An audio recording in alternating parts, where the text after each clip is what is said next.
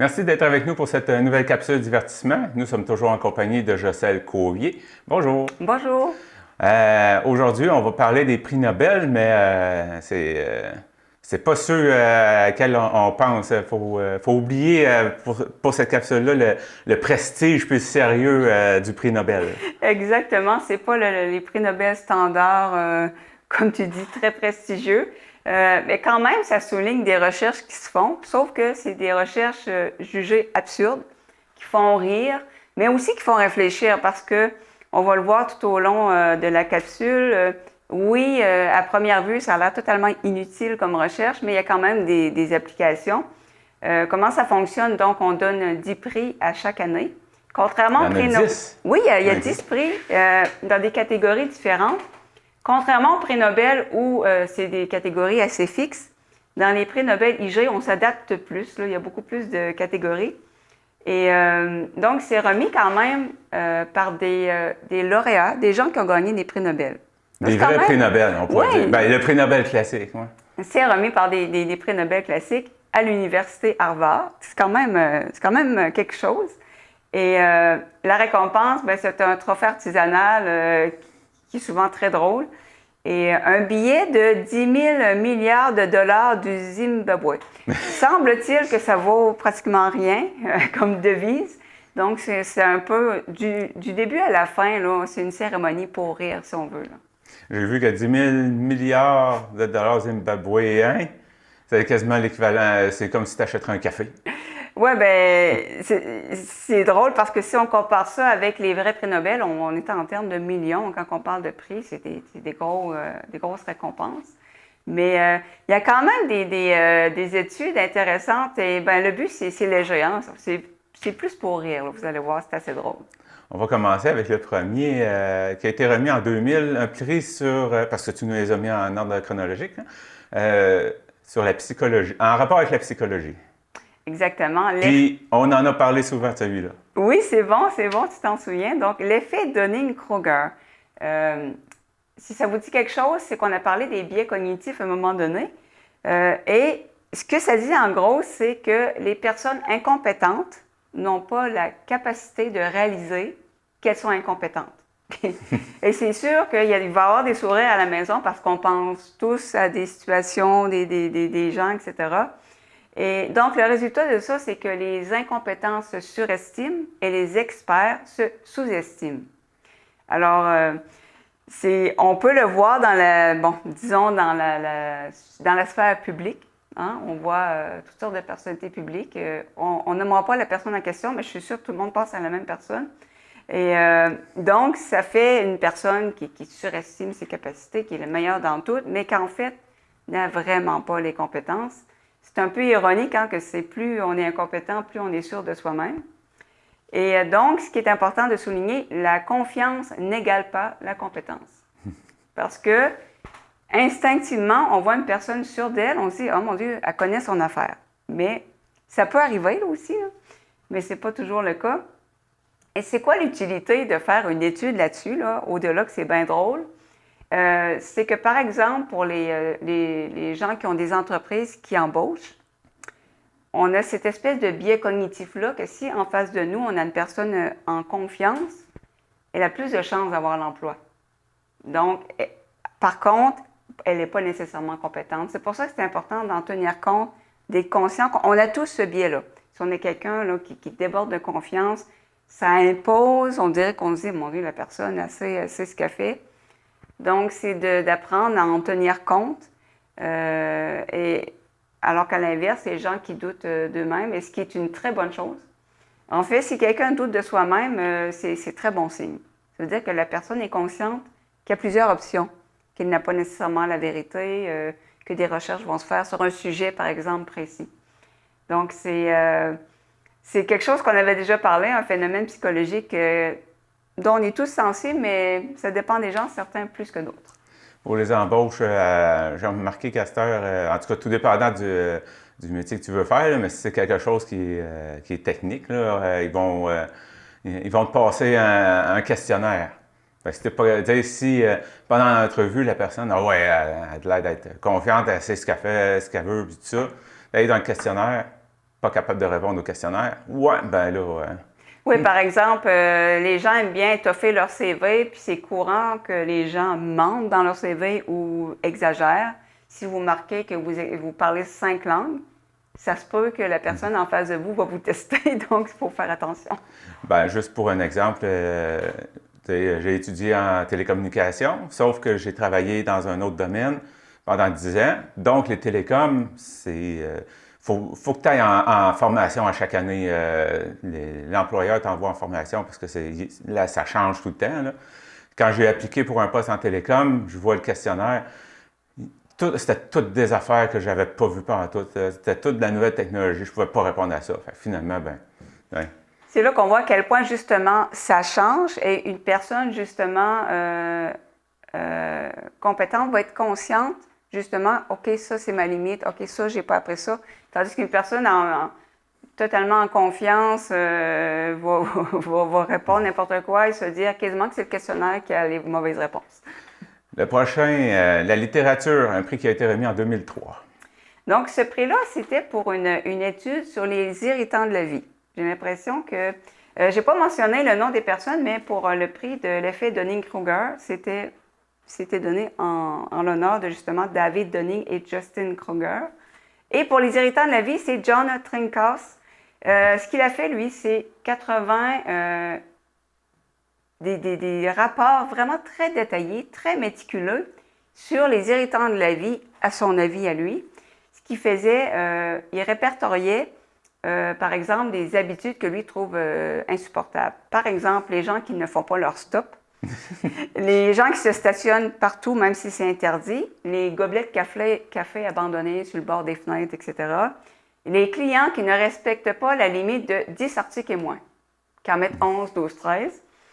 Il avait même mis les jeunes avec les casquettes à l'envers. Pour lui, c'est un irritant.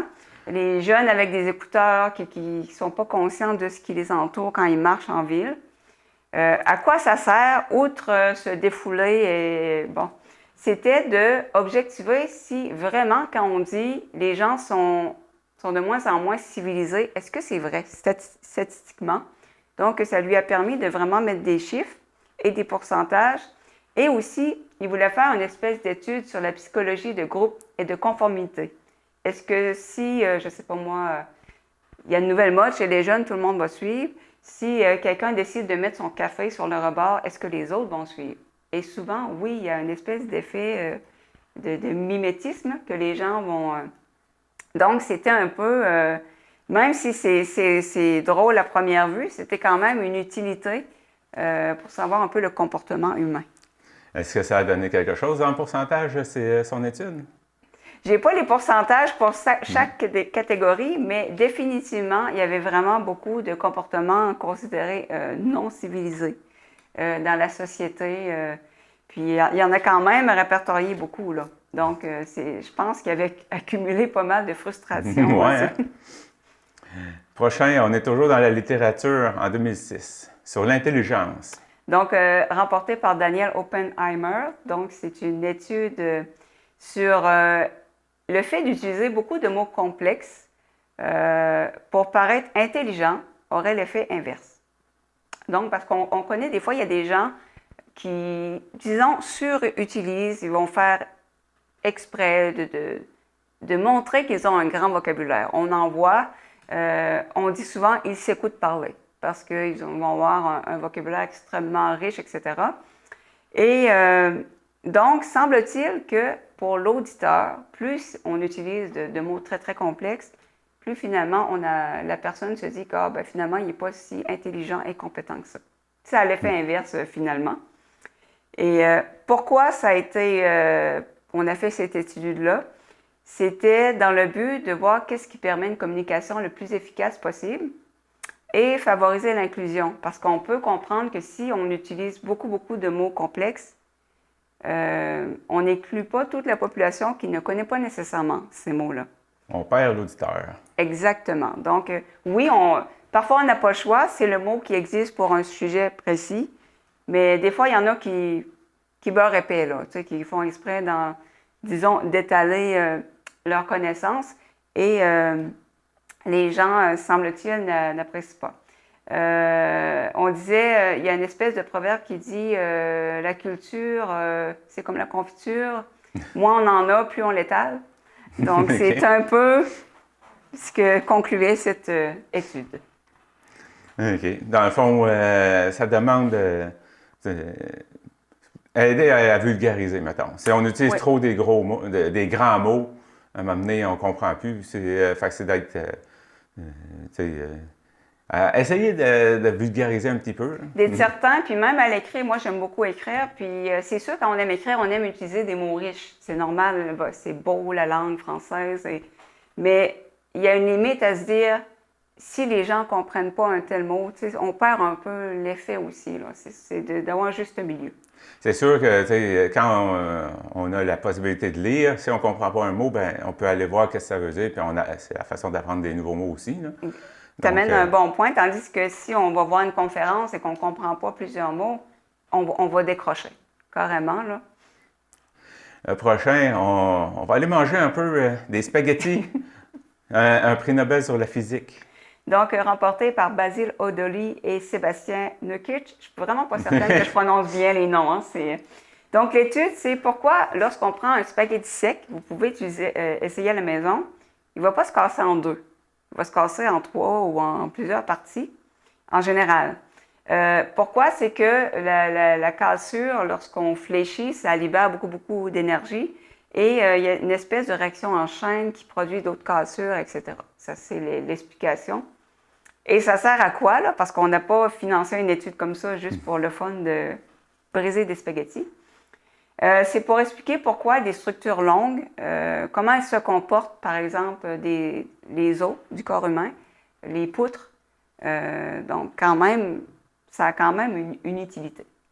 C'est sûr que si on vient coller nos doigts pour essayer de le casser, oui, il va casser en deux, mais si on le prend au bout, c'est là qu'on va voir justement la réaction en chaîne.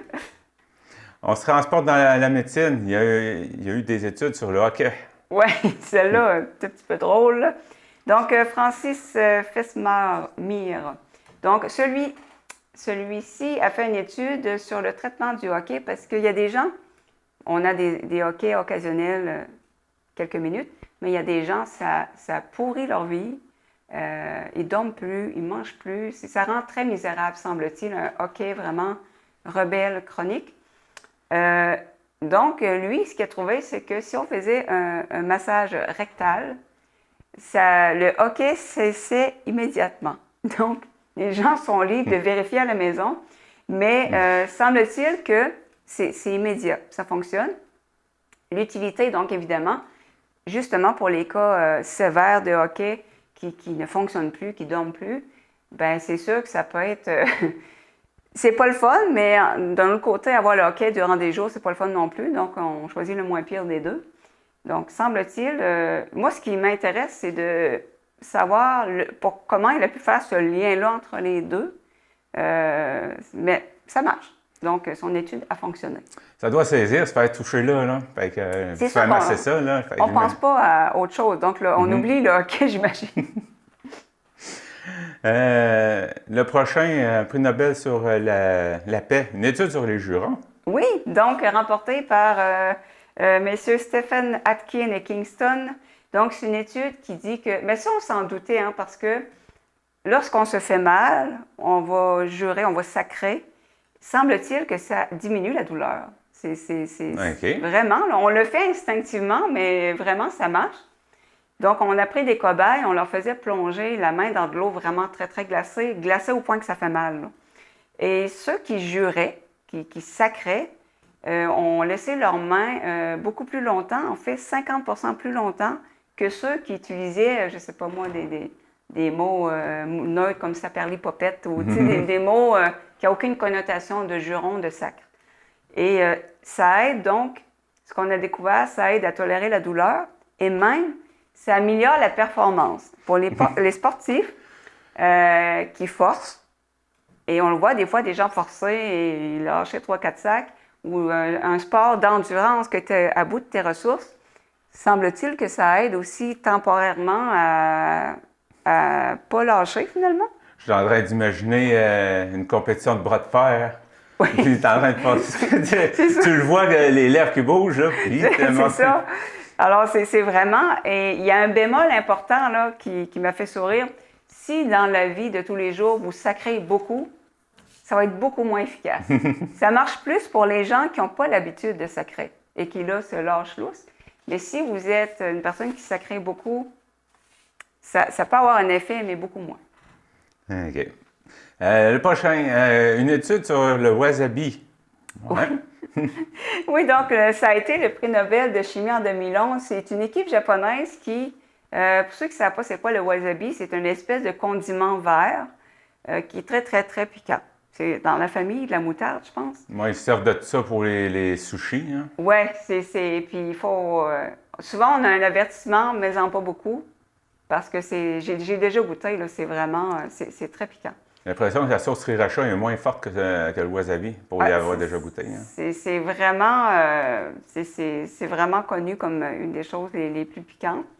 Et on a eu une idée originale, c'est que on s'est dit, pour les détecteurs de fumée, on entend l'alarme, on se réveille, bon, ça sauve notre vie. Mais les gens qui n'entendent pas, c'est un problème parce qu'ils ne peuvent pas se faire réveiller par le son. On a eu l'idée géniale de se dire, il faudrait un détecteur de fumée qui expulse finalement une odeur extrêmement désagréable ou très forte qui va réveiller la personne. On a testé beaucoup, beaucoup de substances et c'est le wasabi qui a gagné. Semble-t-il, ça te réveille sur un moyen temps. C'est très... et ça permet de réveiller les gens et c'est même commercialisé aujourd'hui, je pense que c'est au Japon. Et, mais l'idée est géniale parce qu'honnêtement, je ne m'étais jamais arrêtée à penser à ça. Mais c'est vrai que les personnes malentendantes, ils ont besoin d'un signal pour se réveiller. J'avais déjà vu des signaux visuels, là, comme une lumière qui va se mettre à clignoter si la personne reçoit, je ne sais pas moi, un appel ou quelqu'un sonne à la porte. Là. Mais c'est vrai que quand tu dors, là, c'est pas une lumière qui va te réveiller. Hein.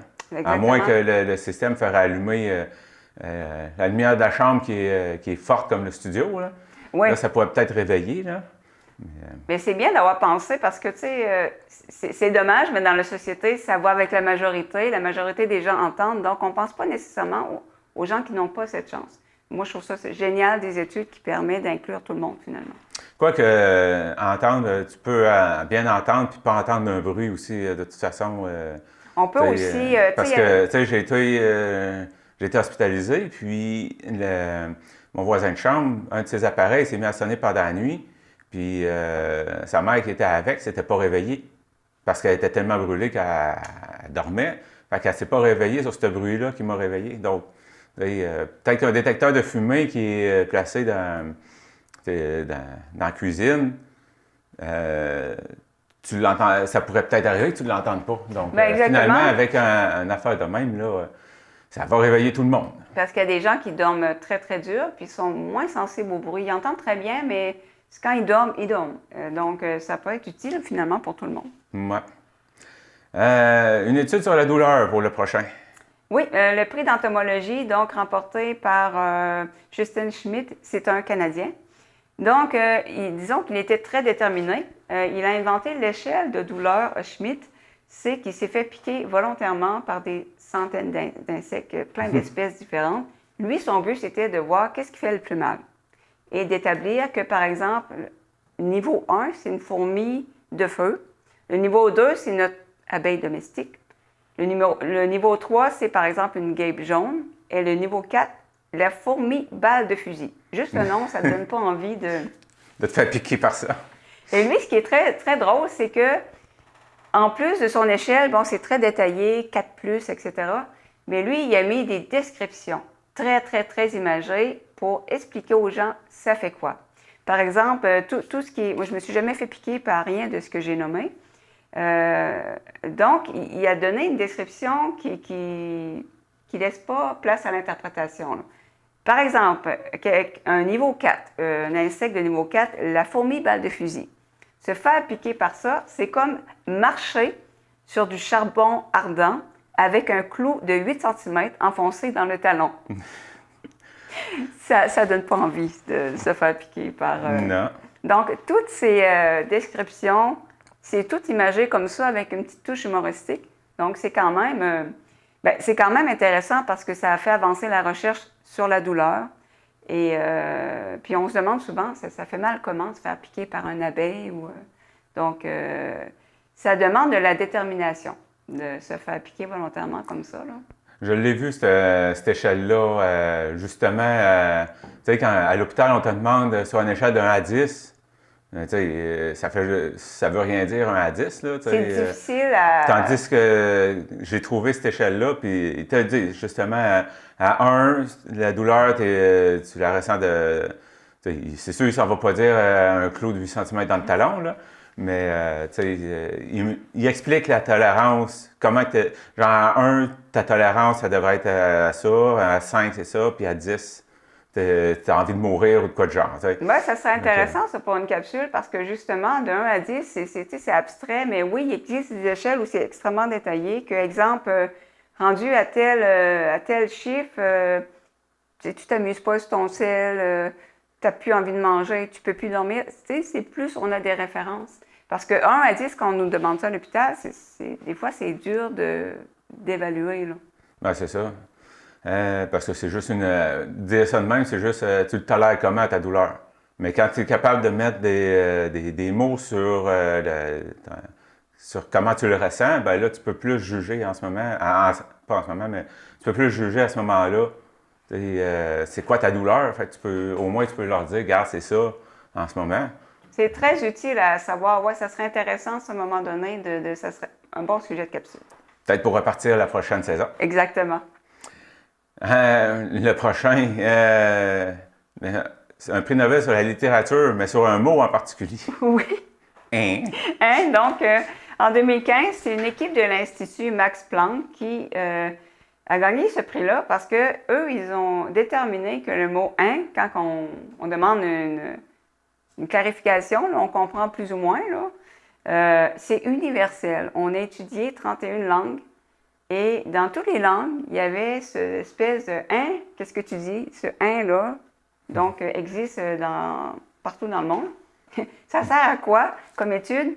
C'est qu'on a compris encore plus que la communication humaine se base beaucoup sur la compréhension mutuelle et que, ça je l'ignorais, environ en moyenne dans une conversation, on demande une clarification tous les 90 secondes. On s'en rend pas compte, là, mais une espèce de « hein » ou une intonation qui laisse comprendre à l'autre personne, « OK, peux-tu élaborer? Je ne suis pas sûre d'avoir compris. » Donc, je m'étais jamais arrêtée à ça, mais c'est vrai que la communication humaine, il faut toujours s'assurer que la compréhension est mutuelle, c'est pas une conversation. Un des rares mots universels. Oui. Le prochain, on s'en va en médecine, une étude sur le miroir. Oui, en 2016, Christophe Elmschen, oh, je ne suis pas sûre pour la prononciation encore une fois. Donc, l'étude, c'est sur si on se gratte devant un miroir, vous vous placez devant un miroir, je sens que les gens à la maison vont le faire, et que vous vous grattez disons que, je ne sais pas moi, votre bras gauche vous démange, vous vous mettez devant un miroir, puis vous grattez le droit. Le cerveau, il voit l'image du miroir, puis il est complètement dupé, puis ça le soulage.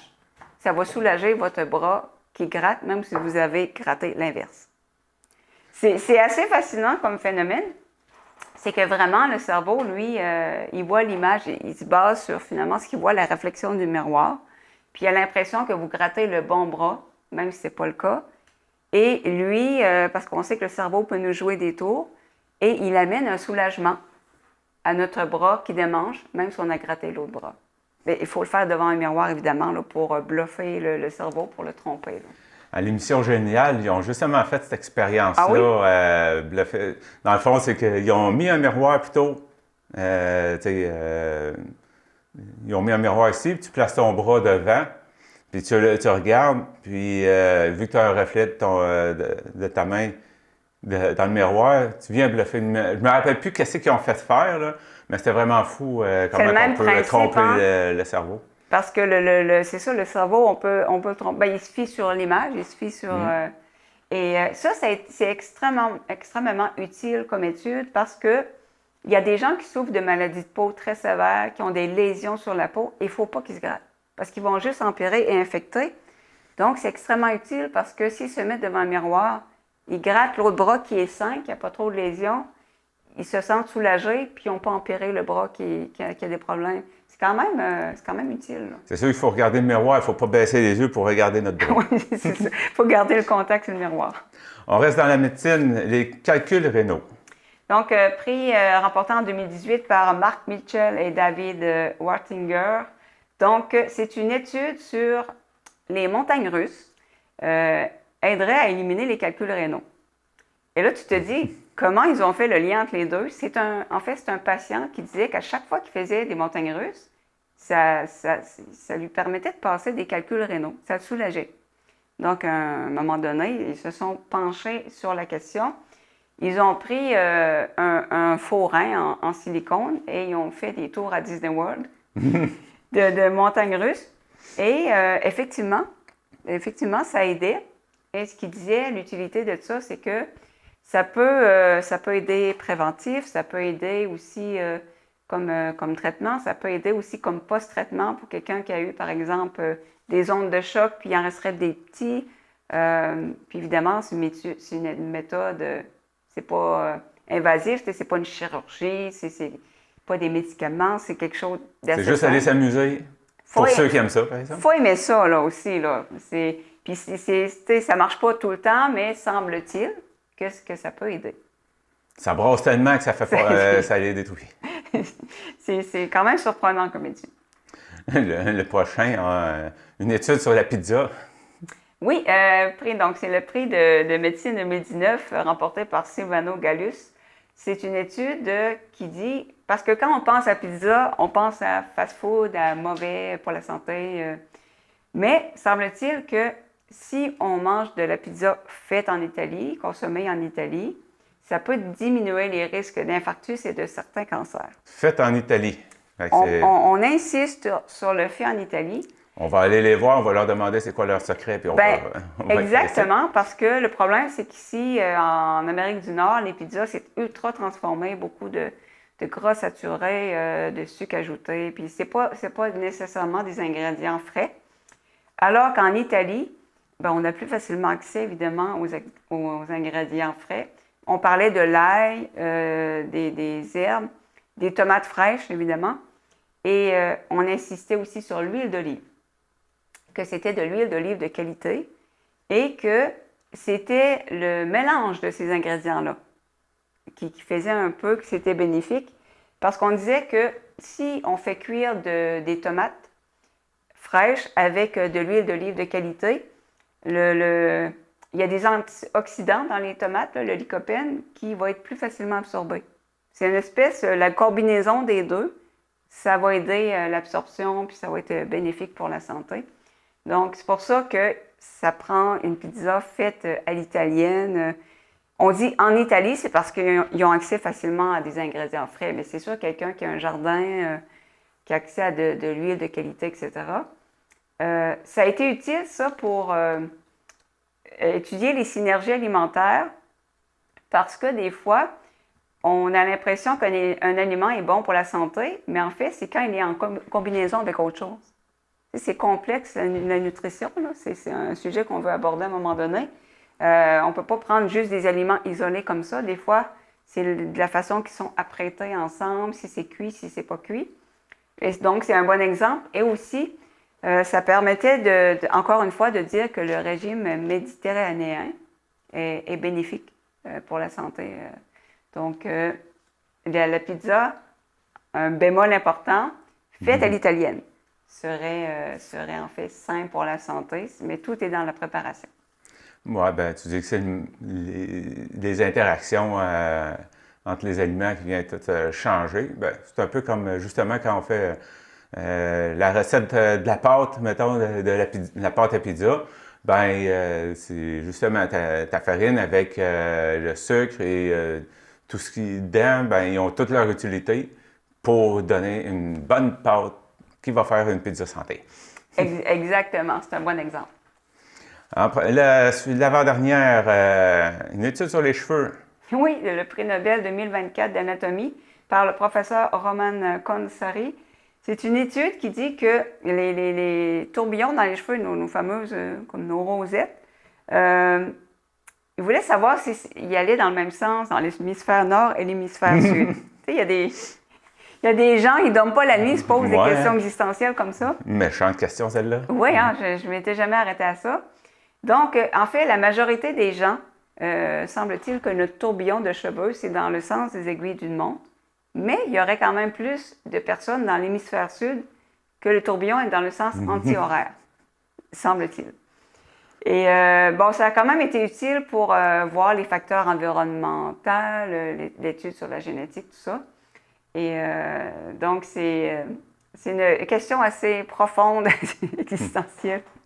Le sens des cheveux. Eh bien. Le dernier, une étude en rapport avec la pédiatrie sur l'ail. Oui, donc c'est récent, le prix Nobel, IG Nobel 2025, remporté par Julie Menella et Gary Beauchamp. L'étude disait que, parce qu'à première vue, l'ail éloigne les gens. On aime beaucoup le manger, c'est très très bon, mais on dit toujours il faut que tu socialises, mange pas d'ail avant. Donc, c'est contre-intuitif, mais semble-t-il que si une femme qui allaite consomme de l'ail, bien évidemment, ça va changer, ça va modifier l'odeur du lait maternel. Et on dit en fait qu'il y a un pic d'intensité après 2 heures, que vraiment le lait maternel est modifié. C'est quoi le résultat sur l'enfant qui est allaité? Contrairement à ce qu'on pourrait penser, lorsque la mère mange de l'ail, le bébé tète plus longtemps, plus vigoureusement, donc après que la mère ait consommé de l'ail, donc après une couple d'heures que ça a eu le temps d'agir. Fait que lait assaisonné est plus attrayant pour le bébé. Comme je le disais, là, c'est à l'inverse de ce qu'on pourrait croire, parce qu'on pourrait croire que tout ce qui est ail, oignon, etc., ça éloigne. Et donc, l'utilité de ça, c'est que ça brise des mythes. Des fois, il y a des idées comme ça dans la société, des idées arrêtées qui reposent finalement sur rien. Donc, cette équipe-là a voulu tester ça.